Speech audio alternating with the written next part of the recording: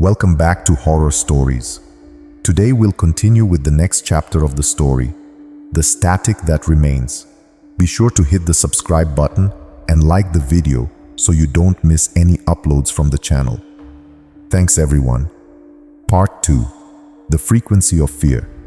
Elara carried the journal and a single carefully chosen wax cylinder up from the basement as if she were transporting unexploded ordnance. The air upstairs felt thin and sharp compared to the thick ancient atmosphere of the kiln. She placed the items on her workbench, the harsh glare of her utility lamp illuminating a century of dust on the wax and the faded ink of the journal. The house was quiet, but it was a loaded silence now, the kind that precedes a verdict. She had broken a seal, and the feeling that she had crossed some invisible threshold was absolute. For a long time, she simply stared at the cylinder. It was a physical artifact of the voice, a tangible link to the house's history that went beyond unsettling whispers in the dark. Playing it was the obvious next step, but how a 1920s wax cylinder couldn't be played on a modern turntable.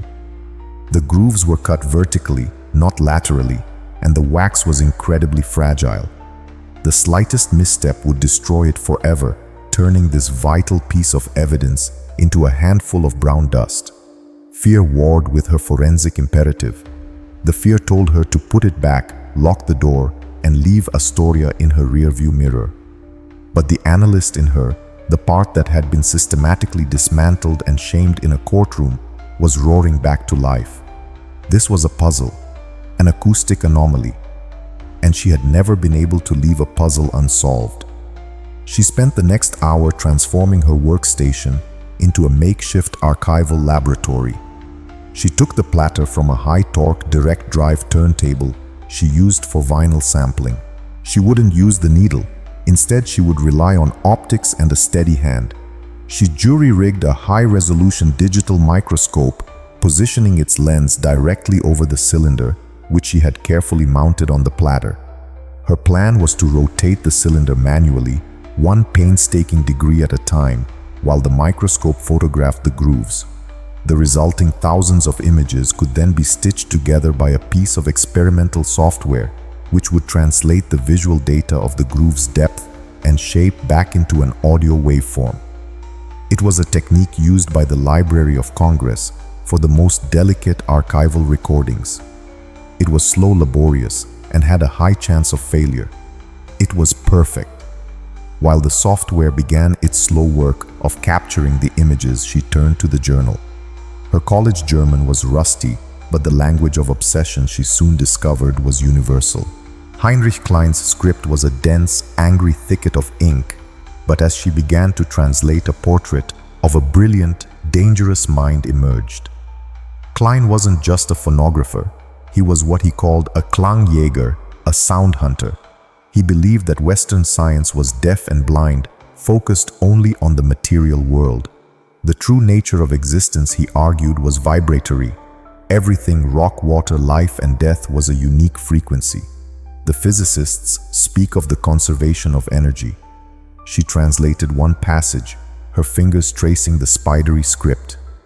Fools. They do not see that sound is the purest form of energy, the carrier wave of consciousness itself. A man's life is a symphony, and his final breath is not an ending, but a keynote, a mortal echo that contains the totality of his existence, imprinted upon the silence that follows. It can be captured. It must be captured. The journal was filled with acoustic diagrams, mathematical formulas, interwoven with astrological charts and alchemical symbols. He wrote of the house, the kiln, as his masterwork. It was not a home, but an instrument. The strange angles of the walls, the composition of the plaster, the very type of wood used in the beams, it was all designed to channel focus and amplify the faintest acoustic vibrations, to turn the entire structure into a giant microphone pointed at the moment of death. Elara felt a wave of nausea. This wasn't a house. It was a trap, a machine built to harvest souls. She read on, her horror growing with every turned page. Klein wrote of his early experiments, capturing the death rattles of animals, then moving on to the terminally ill from the county infirmary, whom he paid for the privilege of setting up his recording horn at their deathbeds. His notes were chillingly detached, cataloging the quality and timbre of each final expiration. The last few entries were different. They were wild, unhinged. He wrote of a breakthrough, a new technique to stabilize the echo, but it required a more powerful, more resonant source. It required trauma. It required fear. Her computer chimed, signaling that the imaging process was complete. The software had assembled the visual data into a single file ready for conversion. Elara stared at the screen, then at the journal, then at the closed door of the study. The house hummed around her, a low, expectant thrum. It knew what she was about to do. It was waiting to be heard. She took a deep breath, donned her headphones, and clicked process. The conversion took only a few seconds. A waveform appeared on her monitor, a jagged, angry-looking thing. She muted all other inputs, isolating herself in a world of digital silence. Her hand trembled as she moved the cursor to the play button. She was about to listen to a ghost. She pressed play. For a moment, there was only the heavy crackle and hiss of a century-old recording medium. Then a sound emerged from the static that made her rip the headphones from her ears, a strangled gasp escaping her own lips. It was not a whisper. It was not a voice. It was the sound of a man drowning in his own blood. A wet, ragged, gurgling inhalation, followed by a final shuddering sigh that seemed to go on forever. It was the most intimate, obscene sound she had ever heard, the raw audio of life's final violent departure. The sound ended abruptly, followed by a few seconds of hissing silence. And then a new voice spoke, crisp and clear, filled with a terrifying, triumphant excitement. It was Heinrich Klein. Erfolg, he declared, his voice ringing with manic energy. Success. The mortal echo is captured. The soul is on the wax. Elara sat frozen in her chair, the silence of the room a crushing weight. Her headphones lying on the desk began to emit a low hum. It grew steadily in volume, a rising electronic tone that vibrated through the wood of the desk. She watched horrified as the waveform on her monitor began to move again, even though the file had ended. A new signal was being generated, not from the computer, but from the microphone in the other room. From her headphones, a voice whispered her name. It was not Klein's voice. It was a perfect, chilling imitation of her own. Elara. She scrambled back her chair, screeching against the floorboards. The whisper came again, seeming to come from all around her now, from the very air in the room. It was her voice, but flat, hollow, devoid of life. It was an echo. Stimme. It whispered the German word, a mocking caress. She fled. She didn't grab her keys, her phone, or her coat. She threw open the front door and ran out into the cold, damp air, not stopping until she was in her car, fumbling with the ignition, her breath coming in ragged sobs. As she peeled away down the gravel track, she glanced back at the house. In the large picture window of the main room where her equipment stood, sentinel in the gloom, she could have sworn she saw a flicker of movement. A tall, thin shadow blotting out the pale light behind it. The drive into town was a blur. She ended up in the parking lot of the only place she could think of, the warm yellow light spilling from its windows, a beacon in the encroaching twilight. Fathom and fable. Caleb Thorne was behind the counter reading, the smoke from his cigarette curling up towards a precarious stack of books. He looked up as the bell on the door chimed violently, and his calm expression evaporated when he saw her face. "Good God," he breathed, stubbing out his cigarette. "You look like you've seen a ghost." "I think I heard one," Elara said, her voice trembling. She leaned against the door, trying to catch her breath. "At the house, the Klein place." Caleb's face was grim. He came around the counter, locking the front door behind her and flipping the sign to closed. "Tell me everything," he said, his voice low and steady. She told him. About the whisper on her recordings, the locked kiln, the wax cylinders, the journal. She told him about the horrifying sound of the dying man and Klein's triumphant declaration. And she told him about the entity mimicking her own voice. As she spoke, she saw not disbelief in his eyes, but a dark, weary recognition. When she finished, he was silent for a long time, running a hand through his hair. Heinrich Klein wasn't just an occultist, he said finally. He was a fool playing with things he couldn't possibly understand. The tribal elders from my grandmother's time, the Kinol, they warned the town about him. They said he wasn't just recording sounds, he was untethering them from their sources. They said he was building a house with no echoes of its own, so that it would become hungry for the echoes of others. Gekirol, a hungry house. Elara repeated the phrase, sounding absurd and yet terrifyingly accurate. Not the wood and nails, Caleb clarified. Whatever he woke up inside it. A sound blight, my grandmother called it. A parasitic consciousness. It's not a ghost, Miss Vance. A ghost is just a memory, a recording stuck on a loop. This thing, it's a recorder. It's intelligent. It learns. And it's been silent and starving for a very, very long time. You with all your sensitive equipment, you're like a banquet. The clinical analytical part of her mind was screaming, rejecting the superstitious nonsense. But the woman who had heard her own dead voice whisper her name knew he was telling the truth. What does it want? She asked, her voice barely a whisper. Caleb met her gaze, his eyes dark with a gravity that chilled her to the bone. What Klein wanted: a voice, a physical larynx, a way to interact with the world again. Right now it can only mimic, it can play back, but what it wants is to broadcast. A car cruised slowly past the front of the bookstore, its headlights sweeping across the interior. Elara flinched. It was a police cruiser. It slowed to a stop. Sheriff Marcus Brody got out of the car.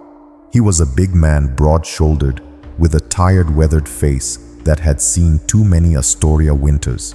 He saw Elara through the glass door, and his expression tightened with a mixture of concern and annoyance. He rapped his knuckles on the glass. Caleb unlocked the door. "Evening, Marcus." "Caleb." Brody grunted, his eyes fixed on Elara. "Ma'am, got a call about a car driving like the devil himself was on its tail. Figured it might be you.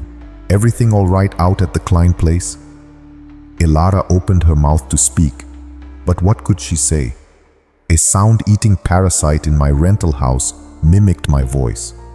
She could already see the professional report. Subject is exhibiting signs of paranoia, likely stress-induced, possibly related to recent career trauma. The words of the prosecutor echoed in her memory. She hears what isn't there. I was just spooked," she said, her voice weak. "An old house, a storm coming in. It was nothing." Sheriff Brody's gaze was skeptical, but he nodded. He'd heard it all before. "All right," he said, his tone softening slightly. "We'll try to keep it under the speed limit, and maybe leave the ghost stories to the professionals." He tipped his hat towards Caleb, who gave a mock salute in return. Brody got back in his car and drove off. The illusion of safety vanished with his taillights. "You didn't tell him," Caleb observed quietly. "He'd think I was crazy," Elara said, rubbing her arms against a sudden chill. "I think I'm crazy." "You're not," Caleb said with utter certainty. "But you're in danger. It knows you're there. It knows you're listening. And now it knows you're afraid. That makes you a perfect antenna for it." He went behind the counter and returned with a small object, which he pressed into her hand. It was a piece of dark, heavy wood, intricately carved with swirling, abstract patterns. It felt strangely warm to the touch. "Ironwood," he explained, "from a tree struck by lightning. The old stories say things like the echo things without substance. They operate on a frequency of fear. They vibrate with it. This," he said, tapping the carving, "is inert. It's deaf to that frequency. It can't touch what doesn't vibrate with it. Keep it on you, always." Elara closed her hand around the carving, its solidity a small anchor, in a sea of encroaching madness. She knew she should leave, find a motel, never go back to that house. But she also knew she couldn't. The cylinders, the journal, the unanswered questions, the cold case of Heinrich Klein and his acoustic trauma. Her professional pride, her very identity was hooked. "I have to go back," she said, surprising herself with the resolve in her voice. "I have to know." Caleb studied her for a moment, then gave a slow, reluctant nod. "I figured you'd say that," he sighed. "Analysts. You can't help but pick at the scabs. Just be careful what you listen for, Ilara Vance. Out at the kiln, some things, once they're heard, they can't be unheard." The drive back to the kiln was the longest 10 minutes of Ilara's life. Every shadow seemed to leap at the edge of her headlights, and the sound of the tires on the wet asphalt was an expectant hiss. She drove with one hand on the wheel, the other closed tightly around the ironwood carving in her jacket pocket. Its dense, smooth surface was a point of grounding reality in a world that had become unmoored. She didn't know if she believed in its power, but she believed in its solidity. That was enough. The house was dark and silent as she pulled up, looking less like a structure and more like a hole carved out of the night sky. Taking a deep, ragged breath, she got out of the car. The air was cold and heavy with the promise of more rain. She walked to the front door, her footsteps sounding unnaturally loud on the gravel path, and hesitated, her hand hovering over the doorknob. Holding the ironwood carving, she felt, not brave, but buffered. The paralyzing ice in the veins' terror had receded, replaced by a cold, sharp-edged vigilance. The fear was still there, but it felt like it was on the other side of a thick pane of glass. She could see it, acknowledge it, but it couldn't touch her. Caleb was right. It was as if a specific debilitating frequency had been filtered out of her perception. She opened the door and stepped inside. The house was exactly as she'd left it in her panic. The study door was open, the green lights of her equipment blinking placidly in the darkness. She walked into the main room and stood perfectly still, listening. Before, the silence had been a coiled, predatory thing. Now it was just empty. The oppressive sense of a listening presence was gone. It was a profound, shocking absence that was in its own way just as unsettling. It was still here. She knew it was, but she was invisible to it now, or at least indigestible. She was no longer broadcasting the fear it fed on. The realization was empowering. The dynamic had shifted. She was no longer the prey. She was the hunter. With a newfound resolve, she went back to work. She left the digitized recording of her own voice untouched, quarantining the file in a password-protected folder as if it were a biohazard. She turned her attention back to the source, the crate of wax cylinders. She needed to understand the full scope of what Klein had done. She spent an hour carefully transporting the remaining cylinders from the kiln to her workstation, handling each one with surgical care. She arranged them by date, creating a timeline of Klein's gruesome project. Most were simply labeled with a date and a subject number. Subject 14, male 72, consumption. Subject 21, female 49, heart failure. But a few near the end of the timeline were different. The handwriting was more erratic, the labels more cryptic. One, dated from the summer of 1927, was simply labeled Das Wiegenlied, the lullaby. Something about the title, so innocent and yet so out of place in this collection of death rattles, drew her in. She decided it would be the next one she would digitize. As the imaging software began its meticulous work, she returned to Klein's journal, the ironwood carving sitting on the desk beside her. She focused on the later entries, the ones that corresponded with the cylinders she now had in her possession. His theories had evolved, becoming darker and more ambitious. "The simple echo of a natural death is faint, a fleeting thing," he wrote. "It lacks the energy to persist. But trauma is a powerful resonator. An unexpected violent end creates a much stronger, more stable impression. Fear is the mordant that fixes the soul to the acoustic medium. To capture a truly vivid echo, the source must be in a state of extreme terror. Elara felt sick. He wasn't just a passive recorder of death anymore. He had become a catalyst for it. The clinical detachment was gone from his writing, replaced by a feverish excitement, a lust for a more potent vintage of horror.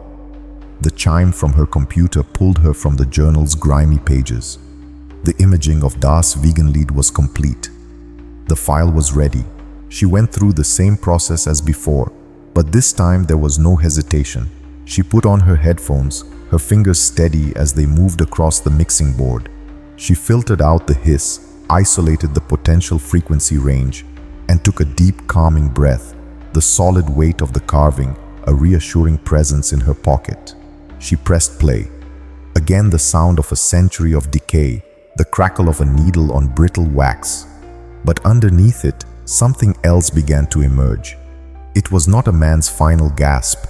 It was the sound of a child humming. The tune was faint, distorted by the primitive recording technology and the passage of time, but it was unmistakable. It was the simple five-note melody of "Hush, Little Baby."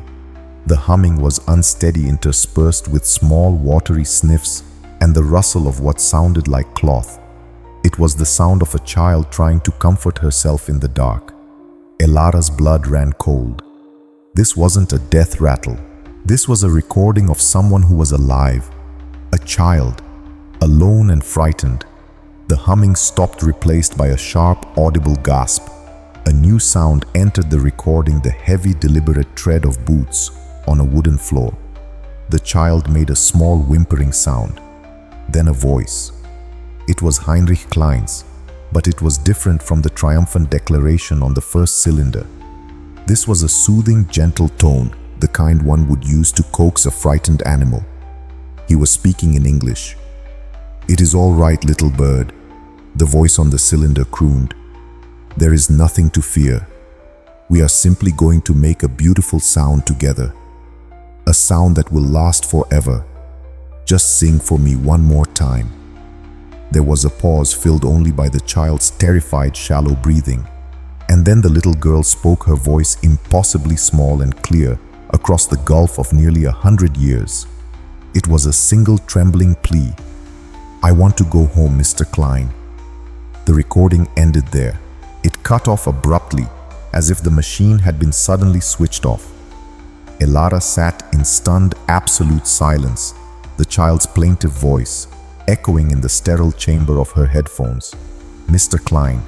She scrambled through the book Caleb had sold her, Sorrow on the Columbia, her fingers flying through the pages, searching for any mention of a missing child around that time.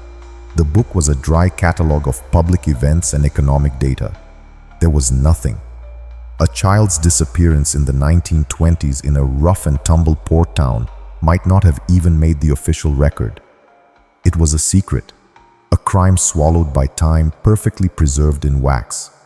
The entity in the house remained silent, blocked from reaching her. But Elara understood with a sickening certainty that Klein hadn't been its creator. He had just been its first priest.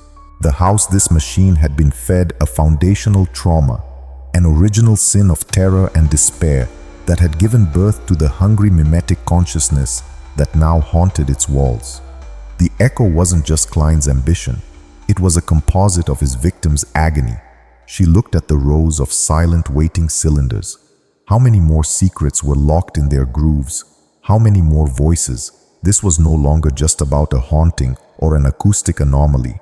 She had stumbled into an unmarked graveyard. Her work had changed. She was no longer an archivist of vanishing sounds. She was an excavator of buried crimes. And the only witness was a ghost on a wax cylinder. She knew she couldn't keep this to herself. Brody would never believe her based on an audio file she claimed to have restored from a century-old cylinder found in a hidden room. He would see a traumatized woman with a history of professional controversy chasing shadows. There was only one person who would understand, who already in a way knew. She had to go back to Caleb. She had to play him the lullaby. We'll end part 2 here. Thanks for watching. Subscribe, like, and share. Be ssure to follow and like the video to catch part 3 of the story. Good night, everyone.